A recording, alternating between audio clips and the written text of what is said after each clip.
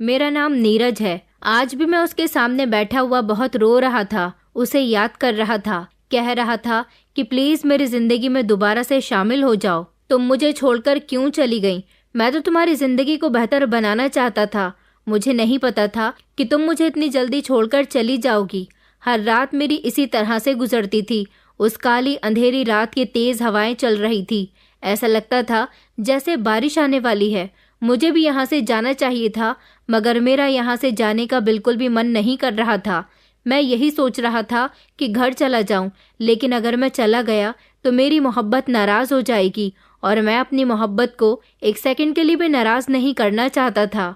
तभी चौकीदार आया और उसने मेरे कंधे पर हाथ रखा। मैंने पीछे पलटकर देखा तो वो कहने लगा कि साहब, आपको यहाँ से चले जाना चाहिए। मौसम खराब हो रहा है, ऐसा लग रहा है कि बारिश पड़ने वाली है। अभी तो रात के सिर्फ 3 बजे थे और मैं यहाँ से सूरज की पहली रोशनी पर जाता था। यही मेरी जिंदगी थी और यही मेरा सब कुछ था, मगर अब मैं मौसम की खराबी की वजह से यहाँ से जाने पर मजबूर हो गया था। मैंने अपनी मोहब्बत को अलविदा कहा और मैं वहाँ से अपनी आंखों में आंसू लिए वापस आने लगा था। मेरी आंखों में अभी भी आंसू थे। सड़क पूरी तरह से सुनसान पड़ी थी। सड़कों पर जोर जोर से कुत्ते भौंक रहे थे। मैं जानता हूँ कि एक ऐसी सुनसान सड़क पर मुझे अकेले नहीं आना चाहिए था, तब भी जब आधी रात का समय हो रहा हो। जिस जगह पर मैं आया हुआ था वहां आने के लिए इंसान का बहुत बड़ा दिल चाहिए होता है, लेकिन मैं तो इस समय एक इतने बड़े सदमे से गुजर रहा था जिसको मैं बर्दाश्त नहीं कर पा रहा था। मेरी जिंदगी बड़ी वीरानी में गुजर रही थी। जिसको मैंने अपने दिल से लगाया था वो मुझसे दूर हो गई थी। मुझे कुछ भी अच्छा नहीं लग रहा था। यही सब सोचते हुए मैं सड़क पर चलते चला जा रहा था। रात के इस अंधेरे में अचानक एक रोशनी चमकी, जो शायद सामने से आई हुई किसी गाड़ी की रोशनी थी। मैं कुछ समझ नहीं सका। रोशनी इतनी तेज थी कि मेरी आंखों पर पड़ने लगी। मैंने अपने हाथ को आंखों से लगाया, अपनी आंखों से उस चमक को दूर करने की कोशिश की, मगर उस तेज रफ्तार से आती हुई गाड़ी ने मुझे कुचल दिया। मैं धड़ाम से जमीन पर गिर पड़ा। मेरी बड़ी गहरी चोट आई थी। मुझे कुछ नजर नहीं आ रहा था। अचानक मेरी आंखों के सामने अंधेरा छाने लगा और फिर मैं बेहोश हो गया। फिर मुझे कब होश आया ये तो मुझे पता ही नहीं चला, लेकिन जब मुझे होश आया तो मुझे बहुत तकलीफ हो रही थी। चारों तरफ नजर दौड़ाकर देखा तो मैं एक बंद कमरे में मौजूद था। यहाँ पर मशीनें रखी हुई थी। मेरे सर पर पट्टी बंधी हुई थी। शायद गहरी चोट आई थी। हाथ में ड्रिप लगी हुई थी और शायद मैं अस्पताल के किसी कमरे में मौजूद था। मैं रो रहा था कि मुझे मौत क्यों नहीं आ गई। मेरा सब कुछ तो पहले ही बर्बाद हो चुका है। आखिर मुझे जिंदगी दोबारा से क्यों मिल गई? मैं अपनी बीती हुई जिंदगी में चला गया था, तब जब मुझे उससे प्यार हुआ था। रोते रोते मुझे सब कुछ याद आने लगा कि काश वो दिन दोबारा से वापस आ सकते। वो मेरा पिछला 1 साल, जब मेरी जिंदगी का सबसे हसीन साल हुआ करता था। मैं 1 साल पुरानी यादों में खो गया था, जब मेरी मुलाकात नैना से हुई थी। उस दिन मेरा इस बड़े से कॉलेज में पहला दिन था। मैं जानता था कि इस कॉलेज में मैंने बड़ी मुश्किल से एडमिशन पाया है।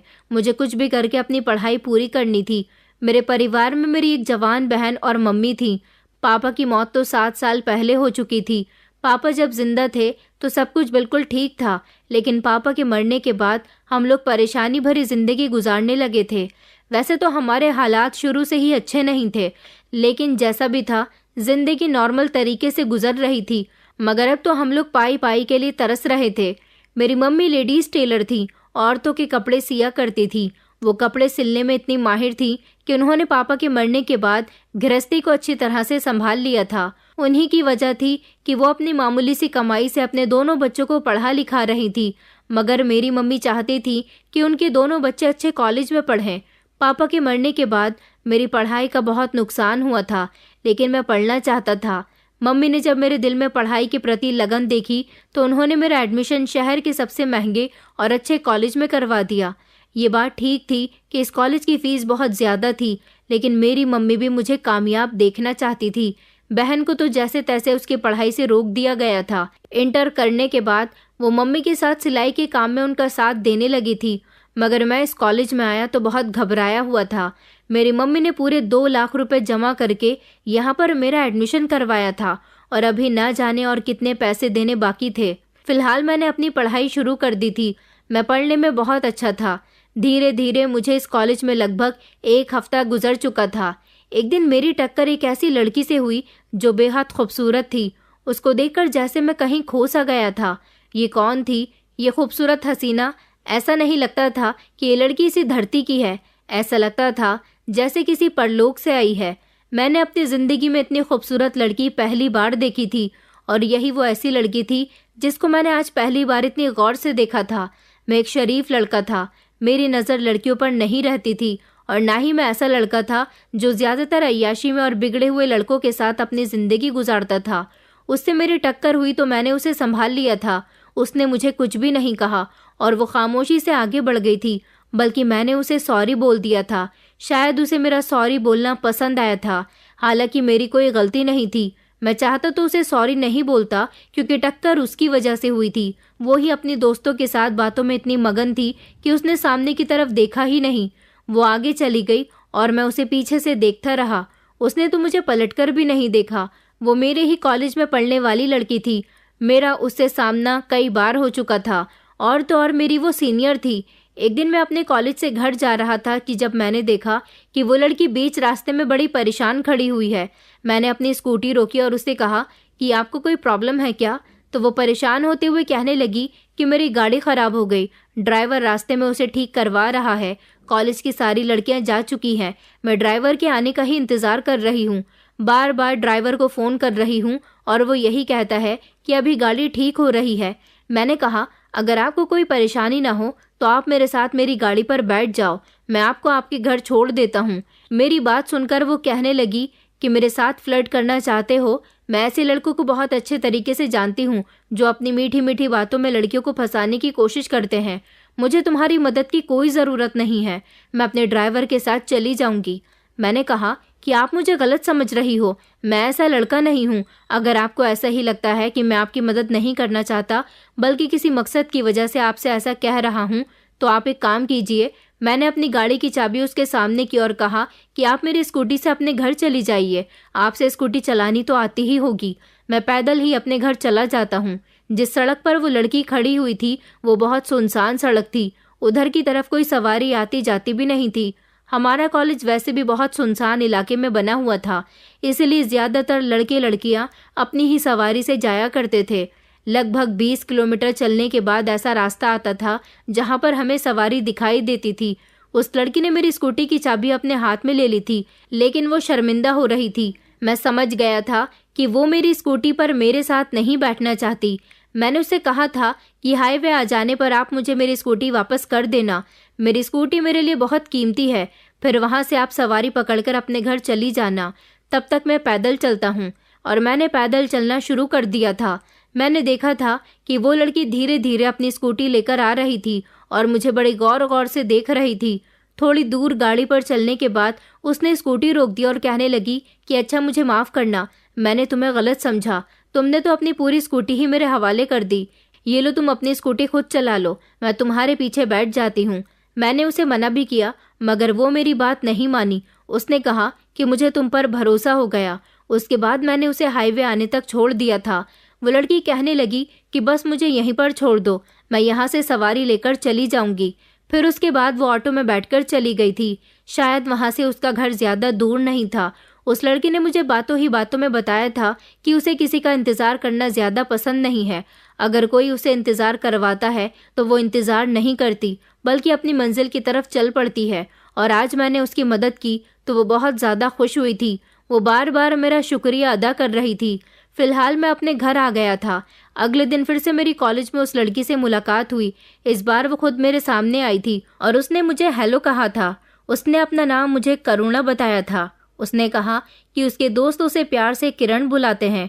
उसने मुझसे दोस्ती का हाथ बढ़ाया और कहने लगी कि तुम्हारा बहुत बहुत शुक्रिया, तुमने कल मेरी मदद की और जो मेरी मदद करता है उसे मैं अपना दोस्त बना लेती हूँ। उसने कहा कि तुम भी मुझे प्यार से किरण ही बुलाना। मैं खुश हुआ था और मुझे उससे दोस्ती करना अच्छा लगा था। कॉलेज में हम दोनों जब भी मिलते तो वो मेरे साथ दोस्तों की तरह बिहेव करती थी। उससे मेरी अच्छी दोस्ती हो गई थी। इसी तरह लगभग 3 महीने गुजर गए थे। मन ही मन मैं भी करुणा को चाहने लगा था, लेकिन कहाँ वो और कहाँ मैं। वो एक अमीर बाप की बेटी थी, जबकि मैं गरीब इंसान जिसकी माँ सिलाई किया करती थी। तब मैं इतने बड़े कॉलेज में पढ़ रहा था। एक दिन किरण ने मुझसे मेरी फैमिली के बारे में पूछा तो मैंने उसे सब कुछ बता दिया था। किरण को बड़ी हैरानी हुई थी कि तुम इतने बड़े कॉलेज में पढ़ते हो, देखने के भी हैंडसम हो, तुम्हें देखकर लगता ही नहीं कि तुम गरीब हो, ऐसा लगता है जैसे तुम भी हम जैसे ही हो। मैंने उससे कहा कि किसी गरीब की शक्ल पर लिखा हुआ नहीं होता कि वो गरीब है, हालात उसे ऐसा बना देते हैं। किरण को मेरी बातें बहुत पसंद आई थी।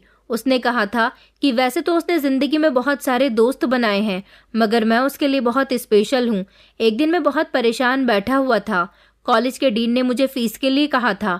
अभी मुझे यहाँ पर पढ़ते हुए 3 महीने ही तो गुजरे थे, 4था महीना चल रहा था और अभी से ही मेरी फीस चढ़ गई थी। शुरू के दिनों में तो मम्मी ने फीस दे दी थी, मगर अब फीस के पैसे नहीं बचे थे।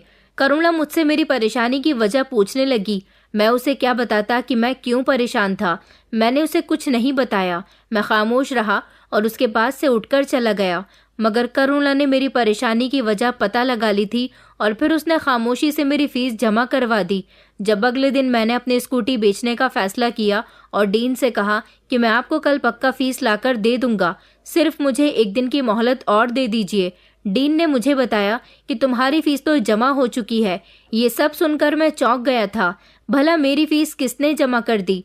उन्होंने मुझे बताया कि तुम्हारी फीस कॉलेज की ही एक लड़की ने जमा कर दी है। मैंने जब उनसे उसका नाम पूछा तो उन्होंने मुझे बताया कि करुणा ने मेरी फीस जमा की है। मुझे ये सब कुछ बिल्कुल भी अच्छा नहीं लगा था। मैं करुणा के पास आया और मैंने उसे गुस्से से कहा कि तुमने मेरी फीस जमा क्यों की है? वैसे तो जैसे मुझे गुस्से में देखकर वो घबरा गई थी। कहने लगी कि तुम इतना गुस्सा क्यों कर रहे हो? एक दिन तुमने मेरी मदद की थी, मेरी खातिर तुम रास्ते पर पैदल चल रहे थे। अगर मैंने तुम्हारी मदद कर दी तो कोई बुरी बात नहीं, दोस्त ही तो दोस्त के काम आता है। न तुम अपनी फीस की वजह से परेशान थे और मैं तुम्हें परेशानी में नहीं देख सकती थी। मैंने कहा करुणा, मगर मैं बहुत शर्मिंदा हूँ, मैं नहीं चाहता कि तुम इस तरह मेरी मदद करो। करुणा कहने लगी कि तुम परेशान नहीं हो, मैं जानती हूँ कि एक दिन तुम्हारी भी तकदीर बदलेगी, तुम इस बात का बुरा मत मनाओ। मैंने तो तुम्हारी मदद का बदला तुम्हें दिया है। एक तरफ तो मैं बेफिक्र भी हो गया था कि मेरी फीस जमा हो गई है और दूसरी तरफ मैं बहुत शर्मिंदा भी हो रहा था। फिलहाल दिन इसी तरह से गुजरते गए। जब जब मैं परेशान हुआ, करुणा खामोशी से मेरी फीस जमा करवा दिया करती थी। हालांकि मैं सबसे बहुत शर्मिंदा होता था। मैं नहीं चाहता था कि वो मेरी पैसों से मदद किया करे, लेकिन करुणा बाजी नहीं आती थी। एक दिन उसने मुझे प्रपोज कर दिया और मैं ये सब सुनकर हैरान रह गया कि वो इतनी अमीर लड़की मुझ जैसे गरीब लड़के को कैसे पसंद कर सकती है। उसने कहा कि वो मुझसे प्यार करने लगी है। मेरा साथ उसे इतना पसंद आया कि वो मुझसे बेपनाह मोहब्बत करने लगी और अब वो मुझे नहीं छोड़ सकती। बदले में मुझे भी उससे मोहब्बत करनी होगी। मैंने करुणा से मना भी किया था कि तुम्हारी मेरी मोहब्बत कभी सफल नहीं हो सकती। वो कहने लगी कि मुझे तुम्हारे साथ खुशी मिलती है। इस तरह हम दोनों की मोहब्बत धीरे धीरे आगे बढ़ने लगी थी। मुझे डर लगता था कि कहाँ मैं और कहाँ करुणा। वो इस बात को समझती क्यों नहीं है। फिलहाल वक्त इसी तरह से गुजरता जा रहा था। मैं बहुत खुश रहता था। ऐसा करुणा की वजह से था, क्योंकि करुणा जैसी लड़की की मोहब्बत पाकर मैं उसका दीवाना हो गया था। मैं इतना खुश रहने लगा था कि मुझे देखकर मेरी मम्मी और बहन भी बहुत खुश होती थी, क्योंकि बहुत समय के बाद मुझे खुशी महसूस हुई थी। अब तो जिंदगी में जितनी भी परेशानियां आती थी वो मैं आसानी से काट लेता था। करुणा के साथ ने मुझे बहुत हिम्मत वाला बना दिया था। कॉलेज में भी हम लोग ज्यादातर साथ रहते थे। कॉलेज के बाद भी हम दोनों एक दूसरे के साथ पार्क में एंजॉय करने के लिए जाते थे और हम दोनों की एक दूसरे से फोन पर भी बात होती थी। करुणा एक दिन मेरे घर भी गई थी। मैंने उसकी मुलाकात अपनी माँ और बहन से करवाई थी। करुणा के महंगे कपड़े और उसकी बड़ी सी गाड़ी देखकर मेरी मम्मी ने मुझसे कहा था कि बेटा, ये लड़की तुम्हारी दोस्त है या फिर कोई और बात है। मैंने मम्मी से कहा था कि अभी इस बारे में बात नहीं करते। मेरी माँ और बहन ने करुणा का हमारे घर में बहुत अच्छे से स्वागत किया था। वो मेरे घर आकर बहुत खुश हुई थी। यहाँ तक कि उसने मजाक में मेरा घर देखकर मेरी माँ और बहन के सामने ये भी कह दिया था कि अच्छा, ये है वो खूबसूरत महल जिसमें मैं तुम्हारे साथ रहूंगी। ये सुनकर मेरी माँ और बहन को पक्का यकीन हो गया था कि करुणा और मेरे बीच दोस्ती से भी बढ़कर कुछ है। थोड़ी देर वक्त गुजारकर वो मेरे घर से चली गई थी, मगर उसका कहना था कि उसे मेरे घर आकर बहुत अच्छा लगा। उसके जाने के बाद मम्मी ने मुझे यही समझाया था कि तुम ऐसी लड़की से मोहब्बत करते हो जिसकी शादी तुम्हारे साथ होना पॉसिबल नहीं है। ये लड़की बहुत अमीर है और हम लोग बहुत गरीब हैं। मैंने मम्मी से कहा था कि मैं जानता हूँ और ये बात मैं कई बार करुणा को भी बोल चुका हूँ, मगर वो मुझसे बहुत मोहब्बत करती है। उसका कहना है कि उसे दौलत से प्यार नहीं है, वो सिर्फ मुझसे प्यार करती है और एक दिन ऐसा भी आएगा कि मैं कामयाब हो जाऊंगा। मम्मी, मुझे अपने ऊपर पूरा भरोसा है। मेरी मम्मी को मेरी बात सुनकर तसल्ली हो गई थी। उन्हें करुणा बहुत पसंद आई थी। कुछ दिन गुजरे तो करुणा ने मुझे फ़ोन करके बताया कि उसके पापा ने हम दोनों को साथ देख लिया था। उन्होंने उससे पूछा था कि तुम्हारे साथ वाला लड़का कौन था। करुणा ने अपने पापा को सब कुछ बता दिया। करुणा कहने लगी कि मेरे पापा तुमसे मिलना चाहते हैं।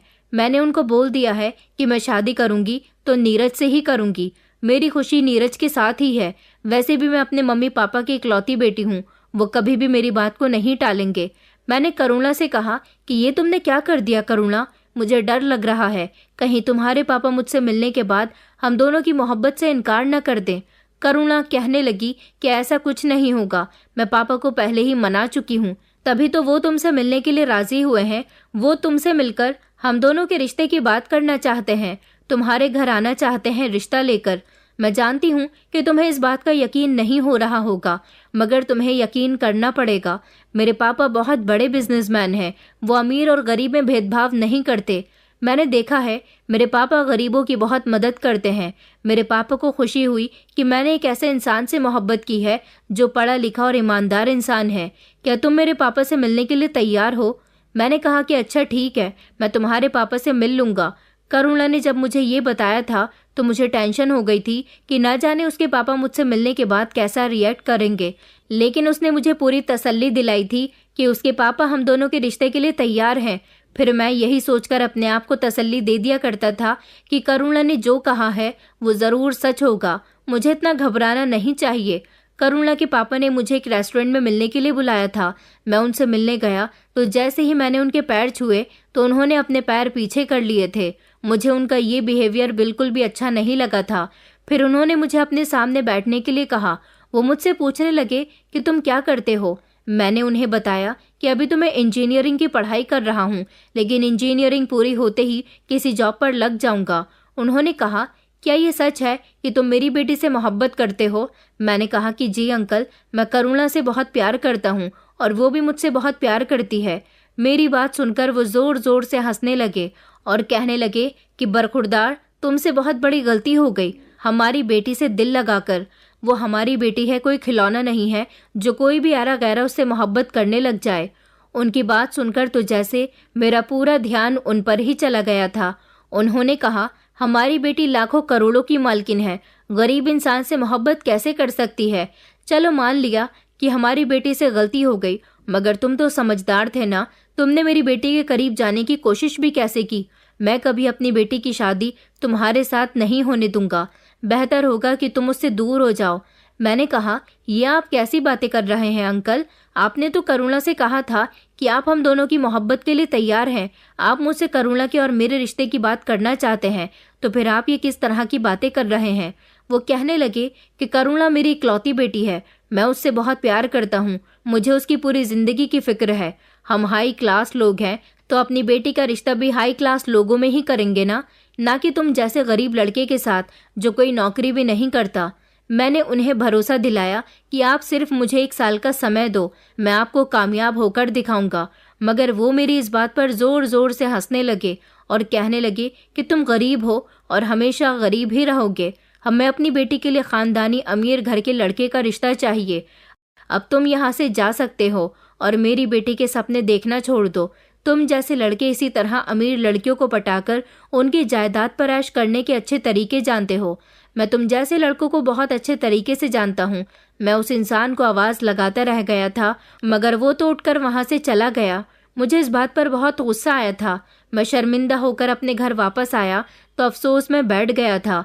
मेरे पास मेरी मम्मी आकर बैठ गईं और उन्होंने मुझसे मेरी परेशानी की वजह पूछी तो मैं अपनी मम्मी के गले से लिपटकर ज़ोर ज़ोर से रोने लगा, क्योंकि अब कुछ भी मेरे हाथ में नहीं था। मेरी समझ नहीं आ रहा था कि मैं क्या करूं, किस तरह करुणा को हासिल करूं। मम्मी ने मुझसे बहुत जिद की और पूछने लगी कि तुम क्यों रो रहे हो? तो मैंने उनको करुणा के पापा की एक एक हरकत के बारे में बता दिया। मम्मी कहने लगीं कि बेटा, मैंने तो तुमसे पहले ही कहा था कि अपनी आंखों में हैसियत से बढ़कर कभी भी सपने नहीं सजाने चाहिए। जितनी हैसियत है उतने ही सपने देखोगे तो तकलीफ नहीं होगी, क्योंकि जब इंसान हैसियत से ऊपर सपने देखता है और उसके वो सपने टूट जाते हैं तो बहुत तकलीफ होती है, जैसे कि अभी तुम्हें हो रही है। मम्मी की बात मुझे बिल्कुल ठीक लग रही थी। उस दिन मैं काफी टाइम तक अफसोस में रहा था। मेरी समझ नहीं आ रही थी कि मैं करुणा को फोन करूं या नहीं। करुणा भी तो मुझे फोन कर सकती थी, वो भी तो मुझसे पूछ सकती थी कि आखिर तुम्हारी मेरे पापा से क्या बात रही। बल्कि नहीं, वो मुझे फोन क्यों करेगी? उसने तो खुद अपने पापा से मुझे जलील करवाने के लिए मिलने को कहा था। उसने मुझे पलटकर कॉल भी नहीं की। मुझे तो उससे बात करने में शर्म आ रही थी। ऐसा लग रहा था जैसे उसके पापा ने मुझसे जो कुछ भी कहा वो सब सच है। मुझे तो करुणा की कॉल का इंतजार था, लेकिन उसने मुझे कॉल नहीं की। 2 दिन गुजर गए थे। मैं बहुत परेशान रहा। काफी इंतजार के बाद भी करुणा की ना तो कोई कॉल आई थी और ना ही कोई मैसेज आया था। मैं समझ गया कि उसके पापा ने बिल्कुल ठीक कहा था, मुझे उससे दूरी ही बना लेनी चाहिए। मगर मुझसे रहा नहीं गया। मैंने जब करुणा का नंबर ट्राई किया तो उसका नंबर बंद जा रहा था। मैं बहुत परेशान था। मेरी समझ नहीं आ रहा था कि मैं क्या करूं। इसी परेशानी भरी हालत में जब मैं अपने कमरे से बाहर निकलकर हॉल में आया तो मेरी बहन टीवी देख रही थी। जब मेरी बहन ने मुझे टीवी की तरफ ध्यान देने के लिए कहा, जैसे ही मेरी नज़र टीवी पर गई तो मेरी आंखें फटी की फटी रह गई थी। टीवी के स्क्रीन पर करुणा का फोटो आ रहा था और तो और बड़ी बड़ी हेडलाइंस में लिखा हुआ था कि शहर के टॉप बिजनेसमैन बृजराज कपूर की बेटी करुणा कपूर की कल रात एक कार एक्सीडेंट में बड़ी भयानक मौत हो गई। उनका अंतिम संस्कार आज दोपहर 2 बजे तक किया जाएगा। टीवी में दिखाया जा रहा था कि करुणा के पापा और मम्मी की रो रो कर बुरी हालत हो रही थी। वो लोग एक्सीडेंट करने वाले के खिलाफ पुलिस में रिपोर्ट दर्ज करवा चुके थे, क्योंकि एक्सीडेंट करने वाला इंसान भी दूसरी गाड़ी में बैठा हुआ था और उसका पता लगाया जा रहा है। ये खबर सुनकर तो जैसे मेरे पैरों तले से जमीन निकल गई थी। मैं तो धड़ाम से जमीन पर गिर पड़ा था। मेरी बहन और मम्मी ने मुझे संभाला था। मेरा रो रो कर बुरा हाल हो गया था कि ये क्या हो गया, ऐसा कैसे हो सकता है, करुणा मुझे छोड़कर कैसे जा सकती है। मेरी समझ नहीं आ रहा था। ऐसा लग रहा था जैसे ये सब कुछ मेरे लिए एक सपना है, मगर मुझसे ये सब बर्दाश्त नहीं हो रहा था। मैं फौरन ही अपने घर से निकला और शमशान घाट पहुंच गया था, क्योंकि अभी 2 नहीं बजे थे। मैं वहां पहुंचा तो वहां पर पुलिस और करुणा के माता पिता मौजूद थे। बाकी और भी बहुत सारे लोग थे। सबकी आंखें नम थीं। करुणा के पापा ने जब मुझे देखा तो वो धीमे धीमे कदमों से चलते हुए मेरे पास आए और कहने लगे कि बेटा देखो, मेरी बेटी इतनी जल्दी इस दुनिया को छोड़कर चली गई। मुझे नहीं पता था कि उसकी जिंदगी इतनी कम है। मैं बहुत शर्मिंदा हूँ। अगर उसकी जिंदगी ज्यादा होती तो शायद मैं तुम्हारी शादी उसके साथ करवा देता, मगर मुझे माफ कर देना। मैंने तुम्हें उस दिन जो कुछ भी कहा, मैंने उनके हाथ पकड़ लिए क्योंकि वो मेरे आगे हाथ जोड़ रहे थे। मैंने उनसे कहा कि आपको शर्मिंदा होने की जरूरत नहीं है। ये कहकर मैं फूट फूट कर रोने लगा था। मुझे तो अपनी आंखों पर विश्वास ही नहीं हो रहा था। ऐसा लग रहा था जैसे करुणा जिंदा है और कहीं से मेरे पास आ जाएगी। मेरी हालत बहुत ज्यादा खराब हो गई थी। मेरी आंखों के सामने करुणा की बॉडी का अंतिम संस्कार किया गया था। मैं आखिरी बार उसे देखना चाहता था, मगर भीड़ बहुत ज्यादा होने की वजह से मैं आगे नहीं जा सका और पुलिस वालों ने कहा था कि एक्सीडेंट होने की वजह से बॉडी का चेहरा बुरी तरह से कुचल गया है, इसलिए उसका चेहरा कोई नहीं देख सकता। जिस समय शमशान घाट के अंदर करुणा की लाश को जलाया जा रहा था, उस समय मेरे दिल में एक अजीब सी आग लगी हुई थी। मैं जमीन पर बैठकर जोर जोर से रो रहा था और करुणा को बहुत याद कर रहा था। मैं उससे बहुत मोहब्बत करता था। मुझे नहीं पता था कि इतनी जल्दी वो मुझे छोड़कर चली जाएगी। उसने मेरा बहुत साथ दिया था। मुझे उसकी एक एक वफा हमेशा याद रहेगी। काश उसकी मौत ना होती, उसके बजाय मैं इस दुनिया से चला जाता। मैं उसके बिना इस दुनिया में कैसे रहूंगा। मेरा मन कर रहा था कि मैं अपनी जान ले लूं, मगर मुझे जिंदा रहना था, मेरी बहन और मेरी माँ के लिए। अगर मैं उन दोनों को छोड़कर चला जाता तो ना जाने उन दोनों का क्या होता। जब आपकी जिंदगी से आपका सबसे प्यारा चला जाता है तो आपका भी मन करता है कि आप भी उसी के पास चले जाएं। मैंने अपने दिल को बड़ी मुश्किल से समझाया था।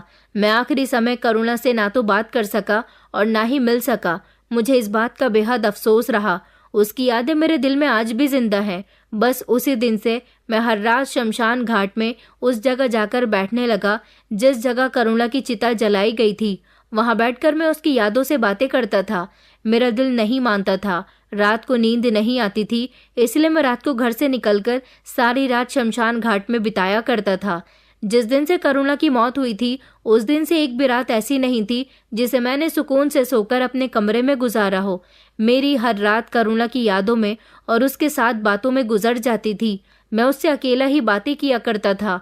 मुझे ऐसा लगता था जैसे वो शमशान घाट में उसी जगह पर मौजूद मेरी सारी बातों को सुन रही है। उस रात भी मैं शमशान घाट से निकल रहा था जब मेरा कार से एक्सीडेंट हो गया और मैं अस्पताल में मौजूद था। ये सारी बातें सोचकर मेरी आंखों में आंसू आ गए थे। मैं जितना रोता उतना मेरे लिए कम था। करुणा की मौत को 2 महीने हो गए थे। मुझसे उसकी मौत का सदमा बर्दाश्त नहीं हो रहा था। मेरी सेहत भी कमज़ोर हो गई थी। मेरी माँ और बहन हमेशा मुझसे कहती थी कि उसका ख्याल मैं अपने दिल से निकाल दूं। वो पहले भी तुम्हारी नहीं थी और अब तो वो दुनिया से भी चली गई। अब मैं उन्हें क्या बताता कि मेरी जिंदगी किन हालातों से गुजर रही थी। मेरे दिल में उसके अलावा कोई भी नहीं था।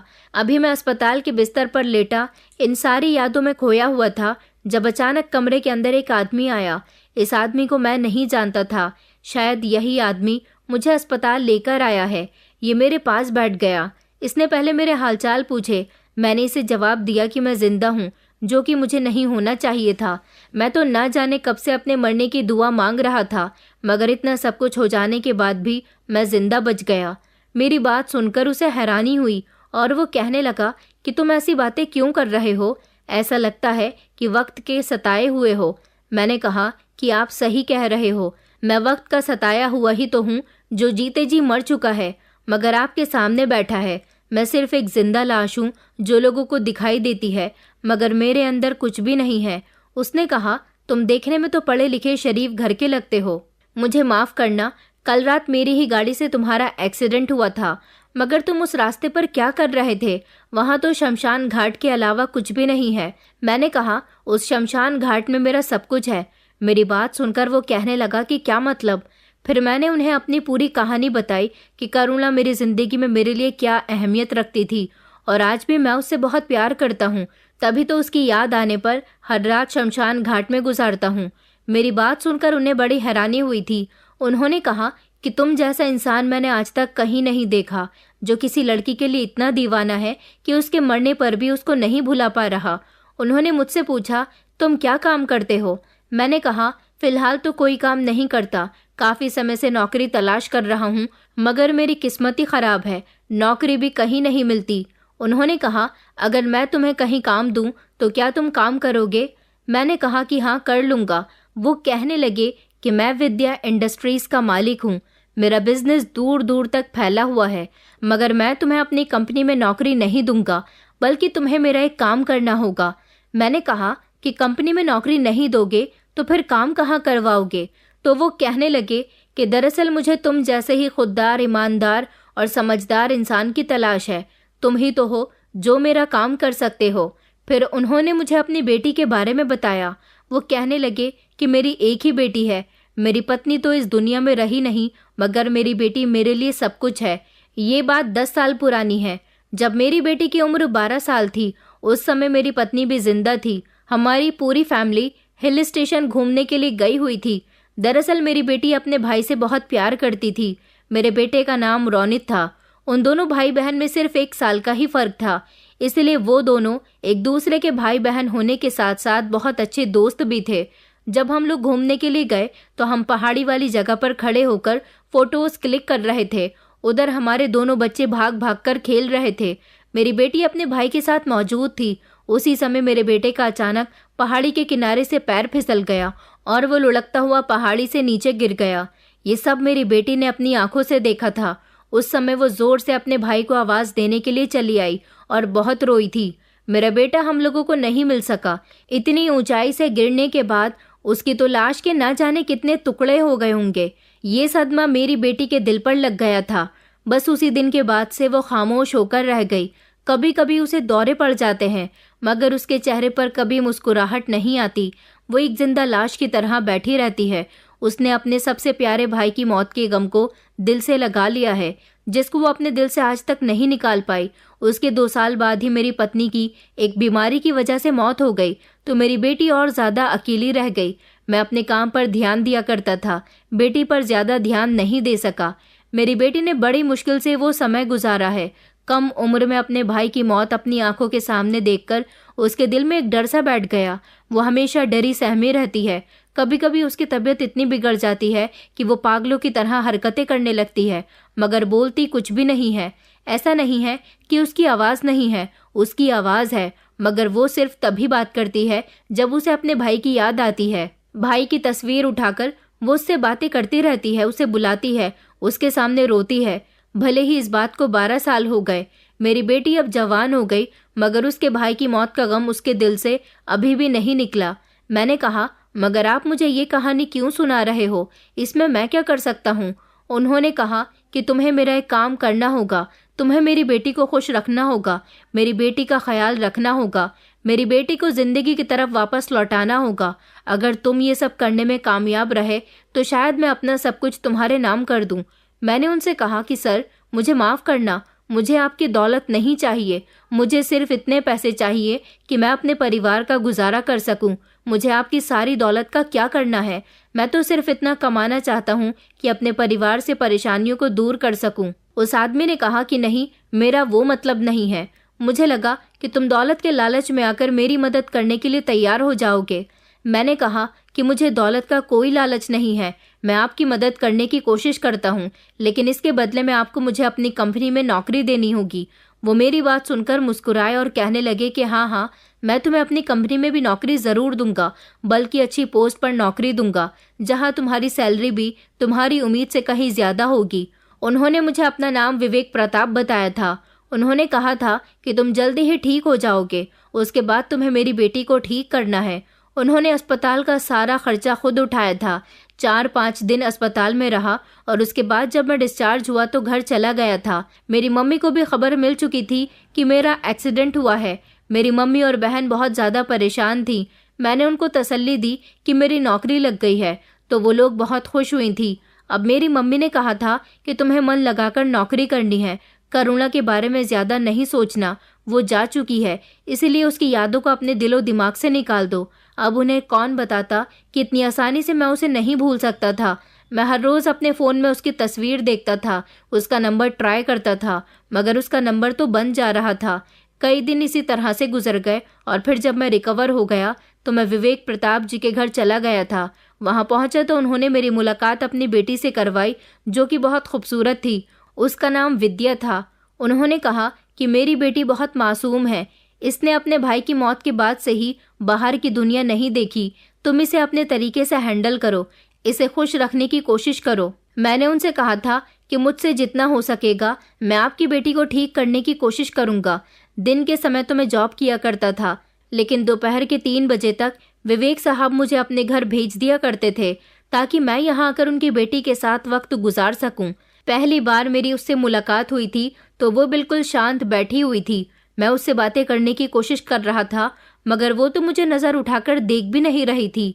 उस बेचारी का सारा बचपन इसी सब में गुजर गया था और अब उसका पिता चाहता था कि वो अपनी जवानी को एंजॉय करे, इस सदमे से अब बाहर निकल आए। और उसका डॉक्टर से ट्रीटमेंट चल रहा था उसकी दिमागी हालत का। वैसे तो नौकर उसका ख्याल रखते थे, लेकिन नौकर भी उसे पूरा टाइम नहीं दे पाते थे, जिसकी वजह से उसकी हालत ऐसी हो गई। अब मैंने उसका ख्याल रखना शुरू कर दिया था।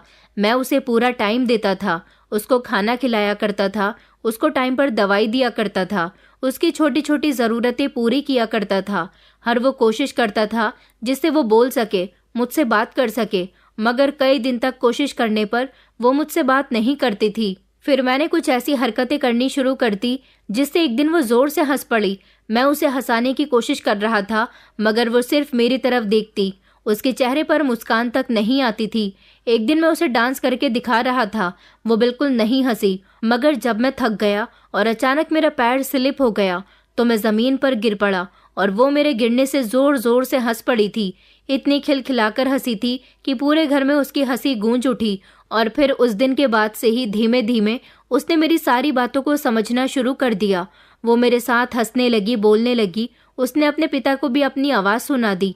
उसे मेरा साथ पसंद आने लगा था। पूरे 1 साल के बाद उसे उसके भाई के बाद मेरी तरफ से पूरा साथ मिला तो वो जिंदगी की तरफ वापस लौट आने लगी थी।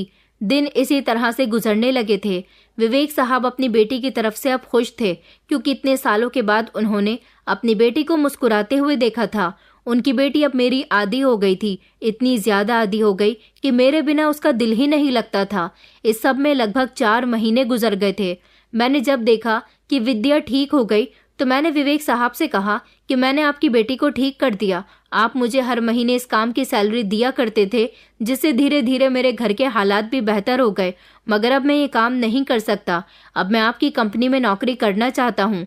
मेरी बात सुनकर वो कहने लगे कि तुम्हारी वजह से मेरी बेटी नॉर्मल हो गई। मैं तुम्हारा पीछा इतनी आसानी से नहीं छोड़ सकता। हाँ, मैं तुम्हें अपनी कंपनी में नौकरी देने के लिए तैयार हूँ, मगर इससे पहले तुम्हें मेरी बेटी से शादी करनी होगी। तुमने मेरी बेटी को ठीक करने में बहुत मेहनत की। ये जो कुछ भी है मेरे मरने के बाद मेरी बेटी का है, इसलिए मैं चाहता हूँ कि तुम मेरी बेटी से शादी कर लो। ये सब कुछ मेरी बेटी के साथ साथ तुम्हारा भी हो जाएगा। बताओ, तुम्हें ये ऑफर मंजूर है? मैंने कहा, मुझे आपकी ये ऑफर हरगिज भी मंजूर नहीं है। आपने मुझसे कहा था कि मैं आपकी बेटी को ठीक कर दूं, तो आपकी बेटी ठीक हो गई, मगर मुझे आपकी दौलत से कोई मतलब नहीं है। मेरे दिल में आज भी करुणा बसी हुई है। मैंने आपकी बेटी को ये सोचकर ठीक नहीं किया कि मुझे आपकी दौलत का लालच है, बल्कि मैंने उसे ये सोचकर ठीक किया कि एक पिता अपनी बेटी से दूर ना रहे, उसे उसकी बेटी पहले की तरह वापस मिल जाए। माफ कीजिएगा सर, आप सिर्फ मुझे अपनी कंपनी में नौकरी दे दीजिए। कल से मैं आपका ऑफिस ज्वाइन करना चाहता हूँ। अब से मेरा आपका ऑफिस में ही सामना हुआ करेगा। मेरी बात से ना जाने क्यों उनके चेहरे पर उदासी छा गई थी। मैं वहां से वापस आने लगा था। करुणा ने शायद हम दोनों की बातें सुन ली थी। वो रोते हुए अपने पापा के पास आई और उनसे कहने लगी कि पापा, इसे रोक लो, मैं इसके बिना नहीं रह सकती, मैं इससे मोहब्बत करती हूँ, प्लीज पापा। तभी विवेक साहब ने मुझे बुलवाया और कहने लगे कि मेरी बेटी तुमसे मोहब्बत करने लगी है, वो दोबारा बिखर जाएगी। मेरी बेटी की जिंदगी तुम्हारे हाथ में है। तुम उससे मोहब्बत नहीं कर सकते, मगर उससे मोहब्बत करने का दिखावा तो कर सकते हो ना। मैंने उनकी बात सुनकर कहा कि आपको अपनी बेटी से इनकार कर देना चाहिए था कि चाहे जो हो जाए मैं उससे मोहब्बत नहीं कर सकता। मैं आज भी करुणा से मोहब्बत करता हूँ और आप ये बात अच्छी तरह से जानते हैं कि मैं अभी भी शमशान घाट हर रात जाकर करुणा से बातें करता हूँ। तो वो कहने लगे कि हाँ, मैं अच्छी तरह से जानता हूँ, लेकिन मेरी बेटी का क्या कसूर है? मैंने कहा कि मैं आपकी बेटी के साथ दिखावा करने के लिए भी तैयार हूँ। अब मैं विद्या के साथ रहने लगा, क्योंकि विद्या को मैं घर से बाहर लेकर जाता था। उसको मैंने बाहर की दुनिया दिखाई थी और अब भी वो ऐसा ही चाहती थी। मैंने उसको निराश नहीं होने दिया, पूरी तरह से उसका ख्याल रखा। मुझसे जितना होता मैं उसके लिए किया करता था। वो मेरे साथ हर जगह घूमने जाती थी। एक दिन विद्या और मैं एक मॉल में शॉपिंग करने के लिए गए हुए थे। जब विद्या अपनी मर्जी के कपड़े ले रही थी और मुझे दिखा रही थी, अभी विद्या चेंजिंग रूम में ड्रेस पहनने के लिए गई हुई थी, जब अचानक मेरी नज़र एक ऐसे इंसान पर पड़ी जिसे देखकर मेरे होश उड़ गए थे। वो धीरे धीरे मेरे करीब आ रही थी। उसकी आंखों में नमी थी, जबकि उसे पूरे 1.5 साल बाद देखकर मेरी आंखों में भी नमी आ गई थी। ऐसा कैसे हो सकता है? क्या कोई मरा हुआ इंसान जिंदा वापस लौट कर आ सकता है? मगर मैं करुणा को साफ साफ देख सकता था। उसने मेरे करीब आकर मुझे झंझोड़ दिया। मेरे सामने आकर जब उसने मेरा नाम लिया, तब मैं एक झटके से होश में आया था। वो मुझसे कहने लगी कि तुम मुझसे झूठ बोलते हो, तुमने मेरी जिंदगी बर्बाद कर दी। मैं तुमसे कितना प्यार करती थी, तुमने अपनी औकात दिखा ही दी ना। मैंने कहा, करुणा, तुम जिंदा हो या फिर मैं अपनी आंखों से कोई सपना देख रहा हूँ? मैंने करुणा के शरीर को छूकर देखा तो वो हकीकत में मेरे सामने थी। मैं झट से उसके गले लगकर फूट फूट कर रोने लगा। मेरी आंखों में बेहद आंसू थे। उसने मुझे जोर से धक्का दिया और कहने लगी कि बेवफा इंसान, तुमने मुझे धोखा दिया। ये वही लड़की है जिसके लिए तुमने मुझे छोड़ा। मैंने कहा, तुम ये कैसी बातें कर रही हो? कौन लड़की, कैसी लड़की? और तुम जिंदा हो तो फिर वो कौन थी जिसको मैंने अपनी आंखों के सामने जलते हुए देखा? मेरी बात सुनकर करुणा चौंक गई। उसने कहा, तुम ये मुझ पर कैसा इल्जाम लगा रहे हो? मैं जिंदा हूँ और सही सलामत हूँ। मैंने कहा कि नहीं, मैंने तुम्हारी चिता अपनी आंखों से जलती हुई देखी थी, बल्कि न्यूज में दिखाया गया था कि तुम्हारी मौत हो गई। करुणा कहने लगी कि नीरज, तुम और कितना झूठ बोलोगे? उसने मुझसे कहा कि तुम धोखेबाज हो, तुमने मुझे धोखा दिया, मगर मैं उसके मुंह से ऐसे शब्द नहीं सुन सकता था। मैंने उसे कोई धोखा नहीं दिया। मैंने कहा कि तुम ये कैसी बातें कर रही हो? तुम मुझे बताओ, आखिर तुम पिछले 1 साल से कहाँ थी?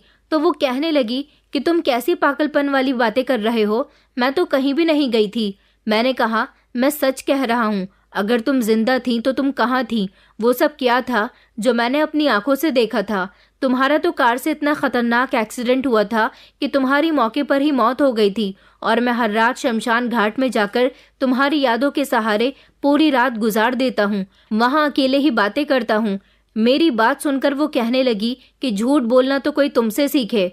मेरे पापा जब तुमसे मिलने के लिए गए थे तो तुमने उनसे कहा था कि तुम मुझ जैसी अमीरजादी लड़की के पैसों पर सिर्फ ऐश करना चाहते थे, शादी करने का तुम्हारा कोई इरादा नहीं था। तुमने मेरे पापा की इंसल्ट कर दी थी और अब तुम मुझे अपनी झूठी कहानी सुना रहे हो। मैंने उसे चौंक कर देखा और कहा कि झूठी कहानी तो तुम सुना रही हो, मैंने तुमसे कोई झूठ नहीं बोला, और जितनी भी बात तुम मुझे बता रही हो वो सब झूठ है। मैंने तुम्हारे पापा से ऐसा कुछ भी नहीं कहा, बल्कि मैंने तो उनसे कहा था कि मैं तुमसे शादी करना चाहता हूँ। उन्होंने मुझसे कहा कि वो तुम्हारी शादी मुझ जैसे गरीब इंसान के साथ नहीं करवा सकते। वो कहने लगी कि नहीं नहीं, मेरे पापा मुझसे झूठ नहीं बोल सकते। उन्होंने कहा है कि तुम मेरे साथ सिर्फ टाइम पास कर रहे थे। अगर ऐसी ही बात थी तो तुमने मुझे पलटकर कभी कॉल नहीं की। तुम्हारी बेवफाई मुझसे बर्दाश्त नहीं हुई और फिर मैं ये शहर छोड़कर ही अगले दिन चली गई थी। मैंने कहा, तुम भी तो मुझे फ़ोन कर सकती थी ना। तुम्हारे पापा ने कहा था कि मैं तुम्हें भूल जाऊं, इसी में मेरी बेहतरी होगी। अगर मैंने ऐसा नहीं किया तो अच्छा नहीं होगा।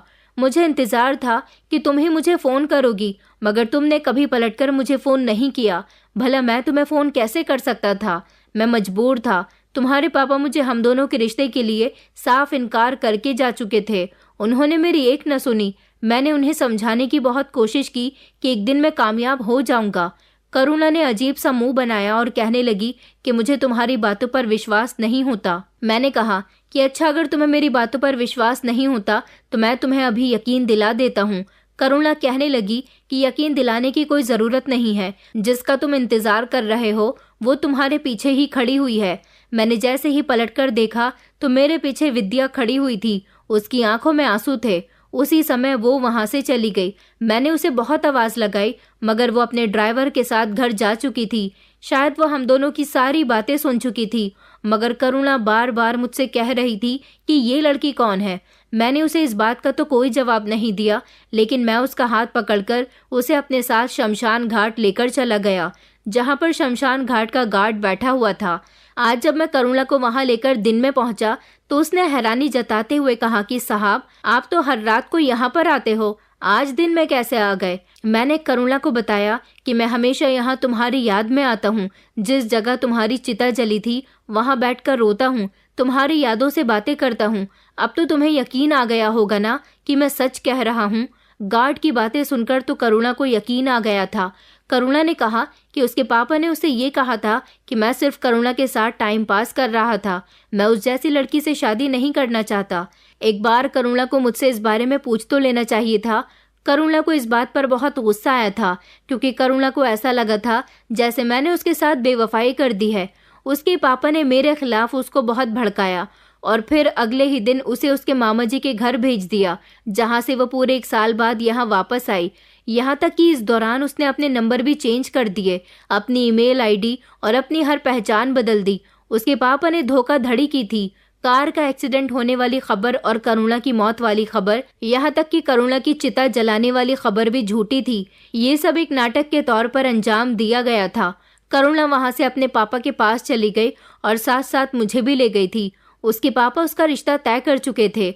उसकी शादी होने में अब कुछ ही दिन रह गए थे। यहाँ पर वो अपने मंगेतर के साथ शॉपिंग कर रही थी और इधर मैं विद्या के साथ शॉपिंग कर रहा था। उसका मंगेतर उसे कोई अर्जेंट काम आ जाने की वजह से मॉल में ही छोड़कर चला गया था, जबकि मैं विद्या के साथ मौजूद था और उसने मुझे वहां देख लिया था। तब उसे यही लगा कि मैंने उसे विद्या की खातिर ही छोड़ा है। जब करुणा ने अपने पापा का सामना किया और उनको सारी हकीकत बताई तो वो बहुत शर्मिंदा हो रहे थे। अभी भी उन्होंने मुझ पर इल्ज़ाम लगाने की पूरी कोशिश की थी, मगर वो सारी सच्चाई जान चुकी थी। उसे यकीन आ गया था कि मैं झूठ नहीं बोल रहा हूँ और वो समझ गई थी कि असल दोषी कौन है, किसने हम दोनों के बीच गलत फहमियाँ फैलाई। उसने अपने पापा से कहा कि पापा, आपने अपनी बेटी की खुशियाँ उससे छीन ली। आप कितना बड़ा गुनाह करने जा रहे थे। आपने अपनी ही बेटी को जीते जी मार दिया। पूरे शहर में ये न्यूज़ चला दी कि आपकी बेटी की कार एक्सीडेंट में मौत हो गई। यहाँ तक कि अपनी बेटी की जगह किसी और की चिता को जलाकर ये साबित कर दिया कि आपकी बेटी की चिता जलाई गई है।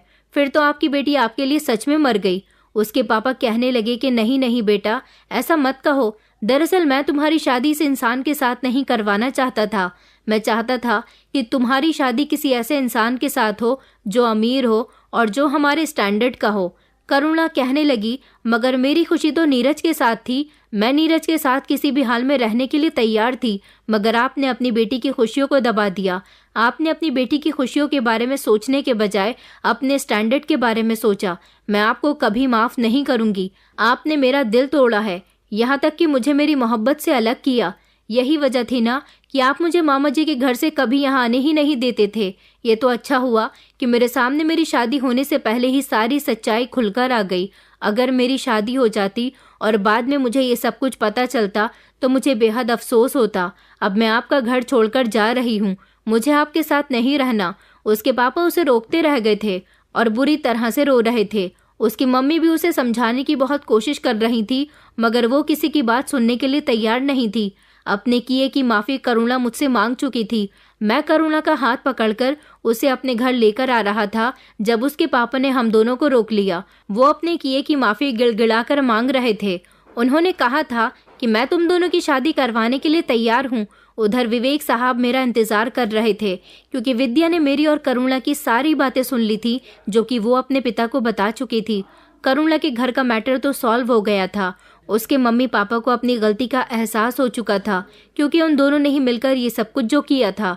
उधर मैंने विवेक साहब से बात की। उनका कहना था कि तुमने मेरी बेटी को धोखा दिया, वो तुम्हारे लिए अपने दिल में फीलिंग्स जगाने लगी थी। मैंने उनसे कहा, मगर मैं आपकी बेटी से मोहब्बत नहीं करता था। मैंने आपसे पहले ही बोल दिया था कि मुझे ना तो आपकी दौलत का लालच है और ना ही आपकी बेटी का। मैं अपनी करुणा से मोहब्बत करता हूँ और मेरी करुणा वापस लौट आई है। ये बात सुनकर वो शर्मिंदा हुए थे। उन्हें भी यकीन नहीं था कि मेरे साथ इतना बड़ा धोखा हुआ है। अब वो अपनी बेटी की शादी मेरे साथ नहीं करवा सकते थे। उन्होंने यही सोचा था कि वो अपनी सारी जायदाद मेरे नाम कर देंगे और अपनी बेटी की शादी मेरे साथ करवा देंगे, मगर अब ऐसा नहीं हो सकता था। मेरी और करुणा की शादी उसके पापा ने खुशी खुशी करवा दी थी, क्योंकि वो अपनी बेटी का पहले ही काफ़ी दिल दुखा चुके थे, अब और नहीं दुखा सकते थे। हम दोनों की शादी ज़्यादा धूमधाम से तो नहीं हुई, मगर करुणा के पापा ने किसी तरह की कोई कमी भी नहीं छोड़ी थी। हम दोनों खुशहाल जिंदगी गुजार रहे थे। कुछ दिनों के बाद पता चला कि विद्या और करुणा के मंगेतर की आपस में शादी हो गई, क्योंकि मेरी और करुणा की शादी में विद्या और करुणा का मंगेतर उमेश आए थे, तो उनके पेरेंट्स ने आपस में अपने बच्चों के लिए उन दोनों को पसंद कर लिया और इस तरह उन दोनों की भी शादी हो गई। अपने बच्चों के साथ धोखा करना, एक दूसरे के दिलों में गलतफहमी पैदा करना, ये सारी ही बातें आने वाले समय में बहुत दिल दुखा देती हैं और उसकी सज़ा हमें दुनिया में ही मिलकर रहती है।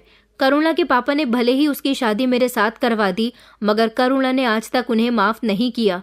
उसके दिल में अभी तक उनके लिए वो जगह नहीं बन पाई जो कि पहले थी। दोस्तों, उम्मीद करती हूँ आपको हमारी कहानी पसंद आई होगी। कहानी पसंद आई है तो वीडियो को लाइक करें, चैनल पर नए हैं तो चैनल को सब्सक्राइब करें और हाँ, नोटिफिकेशन बेल को ज़रूर दबाएं ताकि अगली अपडेट सबसे पहले आपको मिले।